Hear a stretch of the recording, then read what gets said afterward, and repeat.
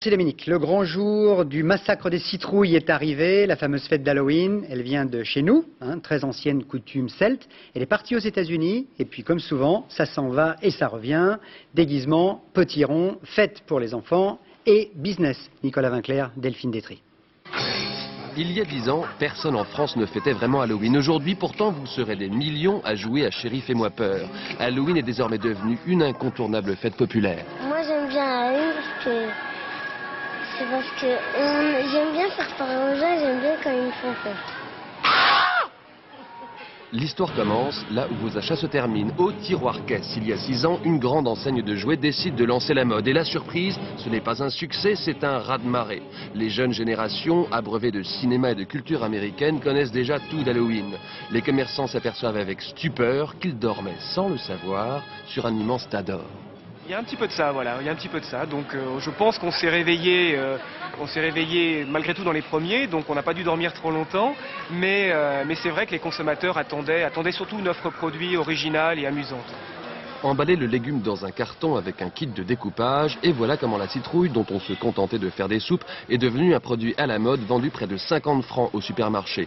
Inutile de dire qu'à Rungis, on se frotte les mains.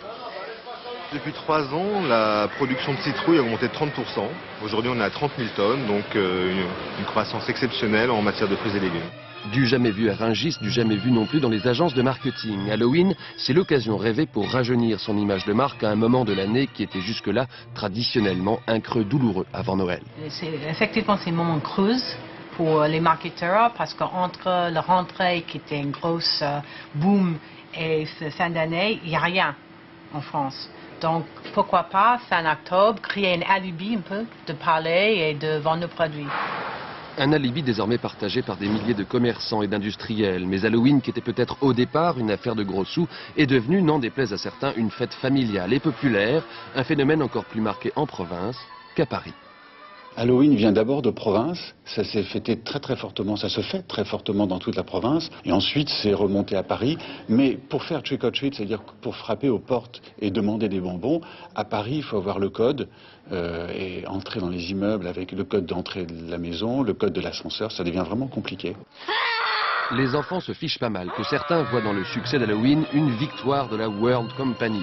Fête païenne par excellence, Halloween est désormais durablement ancré dans les habitudes. Et pour la première fois dans le journal de 13h, un journaliste masqué s'avance. Nicolas Vinclair, merci de nous avoir rejoints. Voilà, c'est pas un résultat du dopage. Ouf, oui, c'est pas de l'EPO ça. Ouais. D'où ça vient cette fête d'Halloween? L'origine, elle est celte. Les Celtes qui ils étaient installés quelque part en Hongrie il y a 3000 ans avant Jésus-Christ, et puis ils ont migré petit à petit vers l'Europe de l'Ouest, y compris en Irlande. Et ces Celtes, ils avaient un nouvel an celte, c'était le 31 octobre, qui marquait le passage de la saison chaude à la saison froide.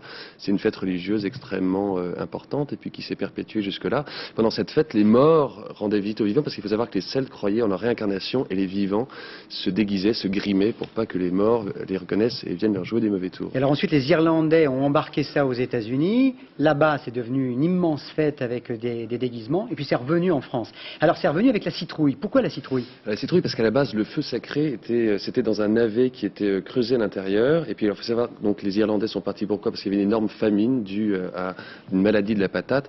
Ils arrivent aux États-Unis et là, qu'est-ce qu'ils découvrent? Ils découvrent la citrouille beaucoup plus facile et rigolote à creuser. Et voilà pourquoi la tradition a pris de cette façon. Alors maintenant, c'est vraiment devenu du business, on le disait tout à l'heure, et on le voit avec vous. Là, vous avez amené plein de trucs fabriqués pour Halloween, pour vendre. Un type qu'on a vu dans le sujet, qui s'appelle Philippe Quin, qui est étonnant, c'est un inventeur d'objets. Au fond, c'est quelqu'un, outre ce petit bouquin, ce petit guide qu'il a écrit, c'est lui qui a fait ça, qui est très bien fichu.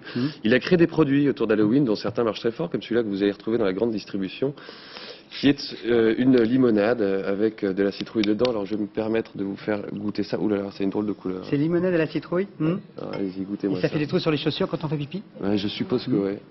Alors vous avez aussi des petits bonbons comme ça. Et puis... Je vous en prie, Laurent. Des trous dans l'estomac aussi, non? Des trous dans l'estomac. Et puis vous avez ce gâteau, je vais essayer de l'allumer. Vous allez voir, c'est très rigolo aussi. Vous l'allumez, ça c'est... Hop, on éteint. la lumière du plateau, et on voit en théorie des citrouilles apparaître. Et Ça, il y a les quelques années, citrouilles. personne n'en voulait. Il faisait la tournée des boulangers pour essayer de vendre ça. Personne n'en voulait. Il faut voir aujourd'hui le succès que c'est, à quel point ça a pris. Alors, tout le monde pratiquement est heureux, les marchands et les enfants. Il y a quand même des gens qui ne sont pas très contents.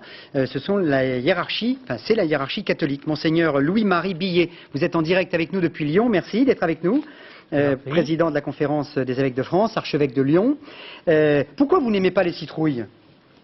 Dans le potage, j'aime beaucoup ça, et ceci depuis longtemps. Je crois simplement que ni les questions de cuisine, ni le succès commercial, ni le parcours historique très intéressant qu'on nous a fait faire il y a un instant ne doivent masquer un certain nombre d'enjeux sur le plan culturel, sur le plan du sens de la vie, sur le plan religieux, pour les enfants que l'on fait jouer, mais qu'en faisant jouer, on exploite peut-être quelque peu. Alors vous dites, vous, c'est un rite païen et c'est donc dangereux pour les enfants, c'est ça, c'est pernicieux. Ah, c'est aller un petit peu vite en besogne. Pour ma part, cela fait des dizaines d'années qu'à la Toussaint, je vis une fête de la joie, de la relation entre les vivants de cette terre et les hommes et les femmes qui vivent auprès de Dieu. Je vis une fête de l'espérance, de la communion, de l'amour. Et voilà que tout d'un coup, je me retrouve, je vais exagérer un peu, environné de citrouilles, de squelettes, de sorcières, de fantômes ou de fantasmes de toutes sortes. Et très honnêtement, je m'interroge. Une chose est de permettre aux enfants de jouer, de les laisser jouer. Autre chose, de les faire jouer avec ces choses-là. Si ça marche si bien, c'est probablement que Halloween met en jeu des ressorts profonds de la psychologie et de la vie humaine, et il faut qu'on l'on accepte de regarder comment ces ressorts, on les traite, de regarder ce que l'on en fait. En fait, ce qui vous gêne, Monseigneur, c'est que ce soit tout proche de la Toussaint, parce que par exemple le Mardi Gras, quand on se déguise, ça c'est plutôt sympathique, non? Là, c'est parce que ça fait concurrence à la Toussaint. Non, je ne suis pas dans une perspective de concurrence. D'ailleurs, vous pourrez venir demain, si vous voulez, à la cathédrale Saint-Jean à Lyon, et vous verrez qu'il y aura beaucoup d'hommes, de femmes, de jeunes à fêter avec bonheur la fête de la Toussaint. Ce qui me gêne, c'est que l'on ne regarde pas les enjeux de ce qui se passe. Dans une société où on occulte la mort au point où on le fait, que se passe-t-il lorsqu'on se met tout d'un coup à se faire peur avec la mort, lorsqu'on se met à tourner la mort en dérision et, j'allais dire, à jouer avec la mort? Je crois quand même que cela ne peut pas être aussi innocent que l'on veut bien le dire. Il y a 2 jours, on m'a montré, par exemple, le sujet est un peu différent, mais c'est le même, une carte de démon officiel que telle entreprise commerciale signée à des enfants. Il y a diverses manières de jouer. Et encore une fois, je crois que ce n'est pas la même chose que d'accompagner un jeu d'enfants et de faire jouer des enfants à notre manière à nous. Merci, Monseigneur, pour ces précisions. Petit poisson.